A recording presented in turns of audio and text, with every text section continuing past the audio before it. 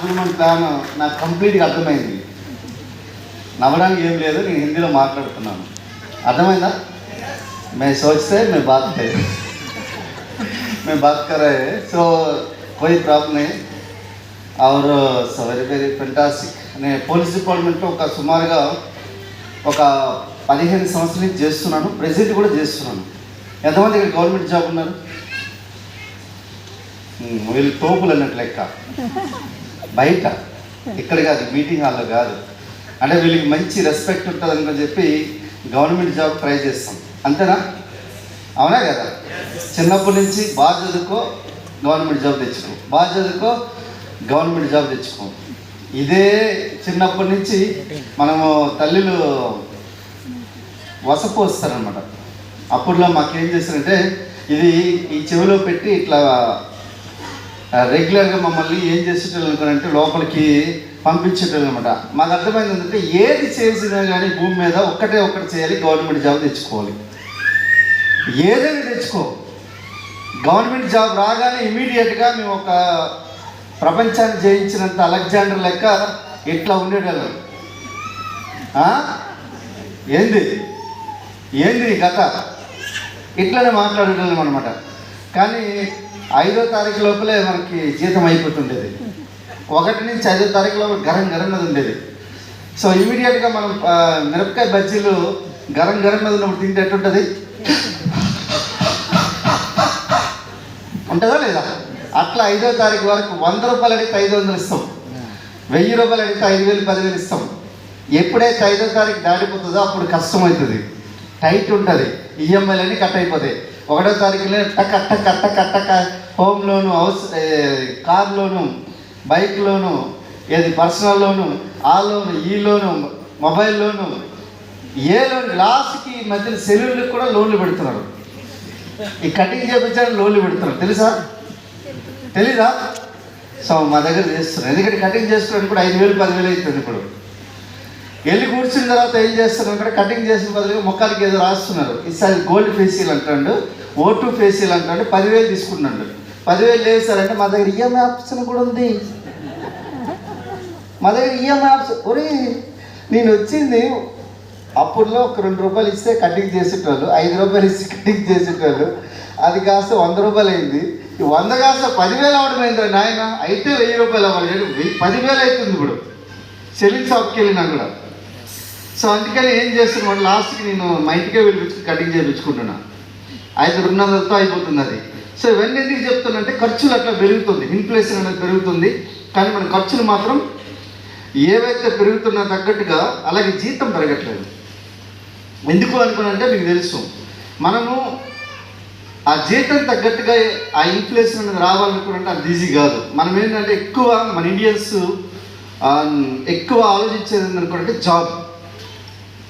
So Americans 66% మంది business చేస్తే మన ఇండియాలో 0.8 అంటే ఇట్ మీన్స్ ఒక 80 లక్షల మంది మాత్రమే బిజినెస్ చేస్తారు. అంటే 1 కోటి మంది కూడా కాదు, 0.8% మాత్రమే బిజినెస్ చేస్తారు. ఇప్పుడు డబ్బులు ఎక్కడి నుంచి వస్తాయి? నువ్వు వెళ్ళేది నువ్వు నీళ్ళు దగ్గర బోర్ వేయాలి, నీళ్ళు లేని దగ్గర బోర్ వేస్తే ఎన్ని రోజులు తవ్వినా కానీ అది నీళ్ళు రావు.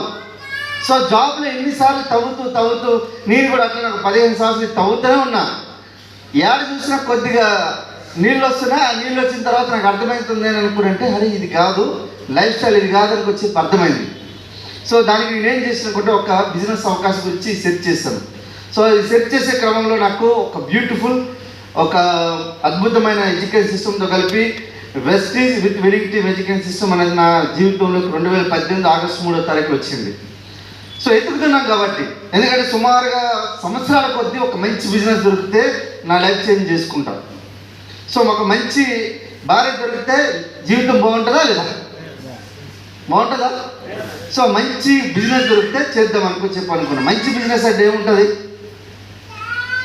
మంచి బిజినెస్ అంటే మనము ఫస్ట్ ఆఫ్ ఆల్ మనం పెట్టుబడి పెడితే దానికి 10 5 2 రావాలి, మనకి రిస్క్ ఉండొద్దు.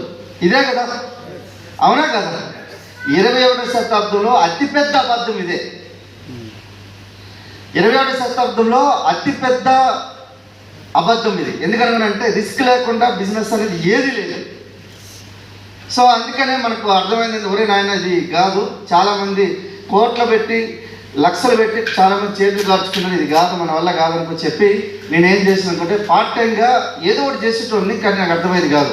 కానీ 1939లోనే ఒక బ్యూటిఫుల్ మనకు బిజినెస్ సిస్టమ్ వచ్చింది, that is called direct selling system. 1939లో మన ఇండియాలో కాదు. సో మన దగ్గరికి వచ్చేసరికి 1996 1996 ఫుడ్స్ అండ్ అబ్స్ట్రాక్షన్ యాక్ట్స్ ప్రకారంగా ఒక సిస్టమ్ వచ్చింది, దాన్ని it is called direct selling. So అప్పటి నుంచి మనకు బిజినెస్ చాలా అద్భుతంగా రన్ అవుతుంది. సుమారుగా ఈరోజు అదే ఇండస్ట్రీ వచ్చి 22,000 కోట్లు టర్న్ ఓవర్ చేస్తుంది. ఇప్పుడు నేను మీతో మాట్లాడేది 22,000 కోట్ల గురించి. చిన్న ఇండస్ట్రీ కాదు, ఇది చాలా పెద్ద ఇండస్ట్రీ. ఒకసారి ఆలోచించండి సార్, ఎందుకు సార్ ఎంత పెద్ద ఇండస్ట్రీ అనుకున్నట్టే మీరు ఆలోచించండి. జస్ట్ లాస్ట్ టైం మనము అమెరికా ఒక ఫండ్ ఇచ్చింది పాకిస్తాన్కి 8,000 కోట్లు, జస్ట్ IMF అని, ఇంటర్నేషనల్ మానిటరింగ్ ఫండ్ అని చెప్పించింది. జస్ట్ దానివల్ల మనము ఆగినాం. ఒరినాయన వీళ్ళు ఏదో కథ చేస్తున్నారని చెప్పి ఆగినాం. జస్ట్ ఆలోచించాల్సిన అవసరం వచ్చింది 8,000 కోట్లకి. కానీ మన ఈరోజు డైరెక్ట్ సెల్లింగ్ ఇండస్ట్రీ అనేది అమెరికాలో 2 లక్షల కోట్లు చేస్తుంది, చైనాలో వచ్చేసరికి 2 లక్షల కోట్ల కంటే ఎక్కువ చేస్తుంది. కానీ మన ఇండియాలో మాత్రం కేవలం 22,000 కోట్లు. అంటే మన దగ్గర డైరెక్ట్ సెల్లింగ్ ఇండస్ట్రీ కేవలం ఒక పాప, అంటే ఏమంటే కనుపాప తెరవని పాప, ఒక బేబీ అన్నట్టు లెక్క. అంత చిన్న, అంత ఇంకా ఏం బిజినెస్ అనేది ఎవరికి తెలియదు. బిజినెస్ అంటేనే ఎవరికి తెలియదు, చాలా తక్కువ మందికి తెలుసు. కానీ విషయం ఏంటనుకుంటే పాతకాలంలో 1600వ శతాబ్దంలో మనకు భారతీయులందరూ కూడా వ్యాపారం మీద ఎక్కువ మొగ్గు చూపేటోళ్ళు. కానీ మన దౌర్భాగ్యమో దురదృష్టమో తెలియదు, కానీ 200 సంవత్సరాలు ఒకరు పాలించారు. వాళ్ళకి జాబ్ అలవాటు చేస్తారు మనకి. సో దానివల్ల మనకి జాబ్ అని తప్ప బయటికి వెళ్ళాలంటే కష్టం. అరే ఏమైపోతుంది అనుకో చెప్పి. ఎందుకనుకుంటే ఎక్కువ ఎవరైతే బాగా అభివృద్ధి చెందిన దేశంలో వాళ్ళు బిజినెస్లు చేస్తున్నారు. మన ఇండియాలో ఇప్పుడు కేవలం ఒక 10-12 సంవత్సరాల నుంచి మాత్రమే బిజినెస్ అంటేనే ఒక అవగాహన వస్తుంది. పోనీ స్టార్ట్ చేయాలనుకునే డబ్బులు కావాలా లేదా? కావాలా? ఇప్పుడు KFC ఫ్రాంచైజ్ తీసుకో, 2 కోట్లు కట్టాలి. బాటా తీసుకోండి, మినిమం 1 to 2 crores కట్టాలి. చేయగలుగుతామా? ఆ 1 కోటి రూపాయలు ఉంటే బ్యాంకులో వేస్తే 3 లక్షలు వడ్డీ వస్తుంది SIP కట్టుకుంటే. అవునా కాదా? మళ్ళీ ఇక్కడికి ఆడకు వస్తాం మేడం, వస్తామా? ఉద్యోగాలకు వెళ్తామా? లేం కదా. సో అందుకనే this is a beautiful business opportunity, that is called Vestige opportunity. ఎందుకనుకుంటే 2004 నుంచి ఈరోజు 12,000 మందికి కార్లు ఇచ్చింది. 2004 నుంచి ఇప్పటి వరకు సుమారుగా 7,000 మందికి కరోడ్పతి తయారు చేసింది. అందులో నేను ఒకరిని. ఓన్లీ 2018 నుంచి 2007 నుంచి నేను పోలీస్ డిపార్ట్మెంట్లో పనిచేస్తున్నా. నాకు రోటీ కప్పడం మకాన్, తిండి గుడ్డ బట్టకు మాత్రమే సంపాదించుకుని ఏమి సంపాదించలే. అర్థమైందా? మా అమ్మకు ఆరోగ్యం బాగు చేయడానికి కూడా ఒక లోన్ పెట్టుకుని నేను మా అమ్మకు ఆరోగ్యం బాగు చేయించిన. నేను అట్లాంటిది ఈరోజు వెస్టీజ్ నుంచి సుమారుగా నేను ఫస్ట్ మంత్ ఇన్కమ్ వచ్చి 424 రూపాయలు, తర్వాత 5 నెలల ఇన్కమ్ 20,177. ఎందుకు చెప్తాను చూడండి. ₹1 పెట్టుబడి పెట్టకుండా ఈరోజు 20,000 రూపాయలు 5 నెలల ఇన్కమ్. బాగుందా? మా తాతలు ముత్తాతలు అందరూ రోజు తోమేటోళ్ళు పళ్ళు, మీరేమనుకునేటోళ్ళు ఏమని కాదు. 5వ నెల ఇన్కమ్ 20,000 వచ్చింది. 8వ నెల ఈ బిజినెస్ నుంచి ఒక బ్యూటిఫుల్ బ్రీజా కార్ తీసుకున్నా, లైఫ్ లాంగ్ కార్ ఫండ్ ఇచ్చి 12 లక్షల వరకు. 8 నెలల్లో కార్ తీసుకున్న, 12 సంవత్సరాల్లో కానిది ఇక్కడ జస్ట్ 8 నెలల్లో పూర్తయింది. ఎందుకు అనుకుంటే this is a business opportunity, this is a business ఎరా. ఈ ఎరాని మీరు ఆలోచించుకోండి. ఒకప్పుడు ఒక లెక్క ఉన్నది, ఇప్పుడు వేరే లెక్క. బయట అందరూ కూడా బిజినెస్ గురించి ఆలోచిస్తున్నారు. మన బిజినెస్ చేయాలంటే అక్కడ రిస్క్ ఉంటుంది. ఏ బిజినెస్ స్టార్ట్ చేయాలన్నా ఇమీడియట్గా మీకు ఇన్వెస్ట్మెంట్, హెవీ ఇన్వెస్ట్మెంట్ ఉంటుంది. కానీ ఇక్కడ జస్ట్ మీకు ఒక ఆధార్ కార్డు ఇస్తే బిజినెస్ స్టార్ట్ చేయొచ్చు. 14 నెలల్లో బిజినెస్ 1,07,000 తీసుకున్నా, 36 నెలల్లో మెర్సిడీస్ బెంజ్ తీసుకున్న. రోడ్డు మీద ఉంది. రోడ్డు మీద అంటే మీకు బయట వెళ్ళి ఒకసారి టచ్ చేయండి. ఒరిజినల్గానే నేనేం పుష్ప సినిమా తీయలేదు, బాహుబలి సినిమాలో యాక్ట్ చేయలేదు. నేను కేవలం వెస్టీలో పళ్ళు తోముకున్నా. నాతో పాటు ఒక 5 లక్షల మంది రోజు స్నానాలు చేస్తున్నారు, రోజు బ్రష్లు చేస్తున్నారు. నాకు నెలకి 20-25 లక్షలు చెక్ వస్తుంది. ఇది కథ. ఇందులో కథ ఏం లేదు, మ్యాటర్ ఏం లేదు. నీకు అర్థం కావడం మ్యాటర్ పెద్ద. నీకు పెద్ద తోపు అనుకుంటాం కదా, అదే పెద్ద. ఇది నేను ఇట్లనే చూసేటోండి. ఎవరికి కూడా హిందీ మాట్లాడే దగ్గర వస్తే నాకు కుష్ఠరోగం చూసేటోండి. పోలీస్ స్టేషన్కి వస్తే తెలుగులో రాయ్, తెలుగులో కంప్లైంట్ రాయ్ ఇట్లా అనేటోండి. అంత ఎందుకంటే నాకు అందుకే హిందీ నాకు చాలా రోజులు రాలే. ఇంగ్లీష్ వచ్చింది హిందీ రాలే. ఎందుకంటే నేను అట్లా చేసిన. తెలుగులో పుట్టినా తెలుగే రాయనంటే అంత గర్వంతో ఉండేది. ఎందుకంటే అది నాది కాదు, ఏది గవర్నమెంట్ జాబ్. అర్థమవుతుందా? కానీ ఈరోజు వెస్టీ నుంచి సుమారుగా నేను తీసుకున్న ఆదాయం ఒక 12 కోట్లు ఉంటుందండి సుమారుగా. ఒక నెట్వర్క్ మాత్రం ఒక 40 crores అబౌవ్ ఉంది నెట్వర్క్. సో నా నెట్వర్క్ సుమారుగా 60 నుంచి 70 కోట్లు టర్న్ ఓవర్ చేస్తున్నాను యాన్యువల్గా.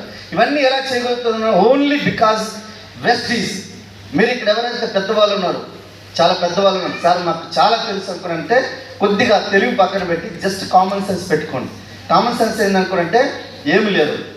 ఒక అవకాశం మన దగ్గరికి వచ్చినప్పుడు ఎలా మనం తప్పించుకుంటాం, ఎలా తీసుకోలేమో. మనకి అందరూ కోటీశ్వరులు కావాలి, అవునా కదా? అవునా? కోటీశ్వరులు కావాలా? అవునా? ఏదైనా దేవుడికి పూజ చేస్తే కోటీశ్వరులు అవుతామా? పోనీ ఏదైనా మనకు ఎక్కడికైనా వెళ్తే కోటీశ్వరులు అవుతామా? ఖచ్చితంగా మనం మార్చుకోవాలా లేదా? కోటీశ్వరులు ఏం చేస్తారో అదే చేయాలా కదా? సో నేను ఎగ్జాంపుల్ చెప్తాను. మనకు కామన్ సెన్స్ ఉంటే బిజినెస్ మీకు అర్థమవుతుంది. మీరు నా లెక్క ఒక 2 నుంచి 5 సంవత్సరాల్లో మీరు కూడా ఒక 10-12 కోట్లు సంపాదించేయచ్చు. అర్థమైందా? ఏంటి కామన్ సెన్స్ అనుకున్నంటే, వర్షాలు వస్తుంది మధ్య వస్తున్నాయా? వర్షాలు వస్తున్నాయి అనుకున్నంటే ఇక్కడ ఈ బెంగళూరు హైవే మీకు తెలుసా? సరే, బెంగళూరు హైవే నుంచి అక్కడి నుంచి ఒక ఆయన వస్తున్నాడు, బాగా చదువుకున్నాడు, టిప్ టాప్ ఉన్నాడు, మంచిగా సూటు బూట్ వేసుకుంటూ అది ఏం చేస్తుండో ఎట్లా వస్తున్నాడు కూడా బొచ్చ మామూలుగా రావట్లేదు, ఒక రేంజ్లో వస్తున్నాడు.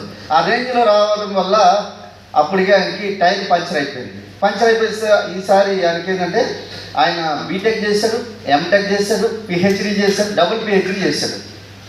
ఒక్క బీటెక్ చేస్తేనే తట్టుకోలేదు, అందులో ఎంటెక్ చేశాడు, అందులో పిహెచ్డీ చేశాడు. ఇదేంటి కథ? ఉంటుందా లేదా? ఊ అంటే ఆయనకి ఊత పదమంటే సిక్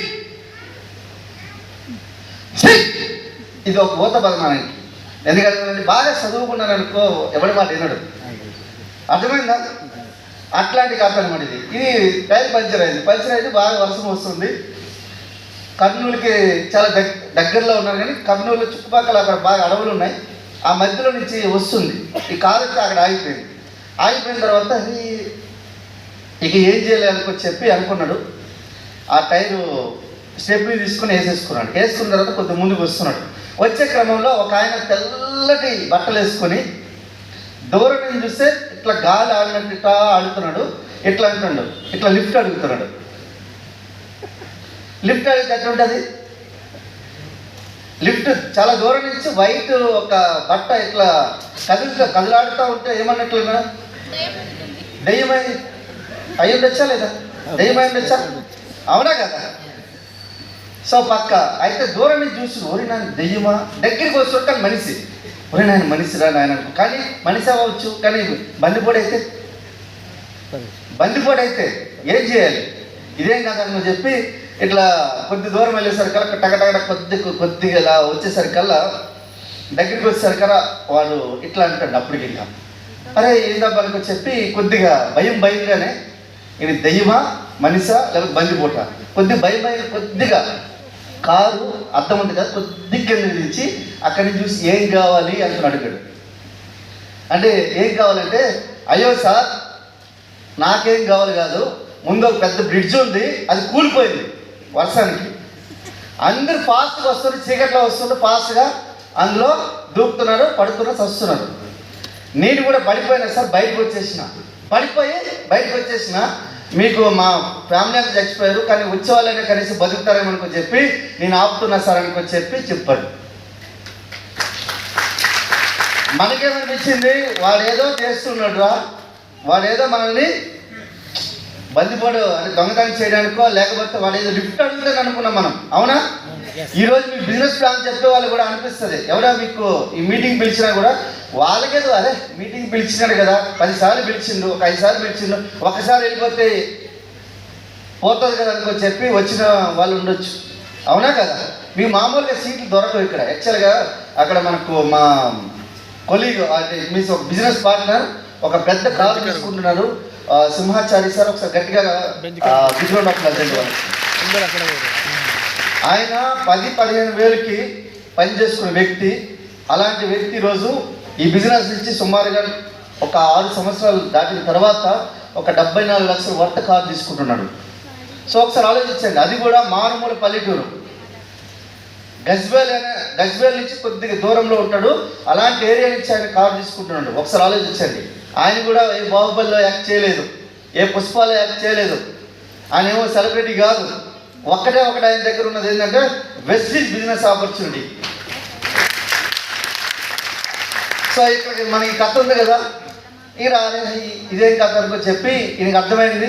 కొద్దిగా ఆపిన తర్వాత వెనకాల వచ్చి కార్లు ఆగుతాయా లేదా? ఒక కారు వచ్చి ఆగుతుందా లేదా? వెనకాల వచ్చి కారు ఆగింది. అట్లా అక్కడ నెమ్మదిగా ఒక 10-20 కార్లు ఆగిపోయినాయి. సో వీళ్ళు బతికారా లేదా?